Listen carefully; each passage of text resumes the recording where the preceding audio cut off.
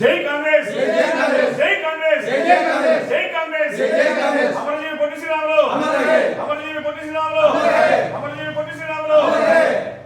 ఈ రోజు స్వర్గీయ అమరజీవి పొట్టి శ్రీరాములు గారి 124వ జయంతి.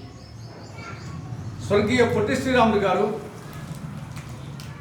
అసలు సిసలు గాంధేయవాది, ప్రముఖ స్వాతంత్ర సమర యోధుడు, గొప్ప సంఘ సంస్కర్త, సంఘ సేవకుడు, త్యాగశీలి.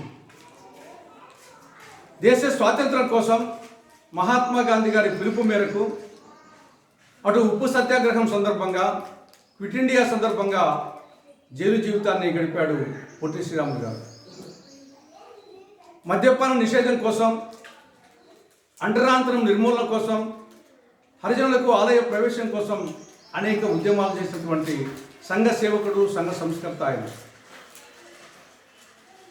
తెలుగు మాట్లాడే వారందరికీ ఒక ప్రత్యేకమైన రాష్ట్రం ఉండాలనే ఉద్దేశంతో ఆంధ్ర రాష్ట్రం కోసం 58 రోజుల పాటు ఆమరణ నిరాహార దీక్ష చేసి చివరికి అమరజీవి అయ్యాడు. తత్పర్యవసానంగా తెలుగు వాళ్లకు ఆంధ్ర రాష్ట్రం ఏర్పాటు కావడం జరిగింది. ఆయన చేసిన త్యాగం చరిత్రలో అపూర్వం. పురాణాలలో దధీచి, శివి చక్రవర్తి, బలి చక్రవర్తి వాళ్ళ త్యాగాలకు ఏమాత్రము తగ్గిపోయినటువంటి త్యాగశీలి త్యాగము పొట్టి శ్రీరాములు గారు.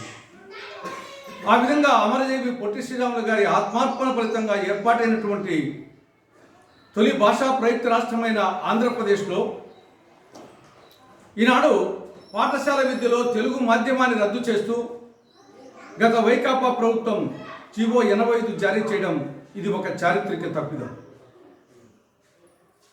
ఇప్పుడు టీడీపీ కూటమి ప్రభుత్వం కనీసం ఇప్పుడైనా సరే ఈ ప్రభుత్వం జీవో 85 రద్దు చేసిందంటే రద్దు చేయలేదు.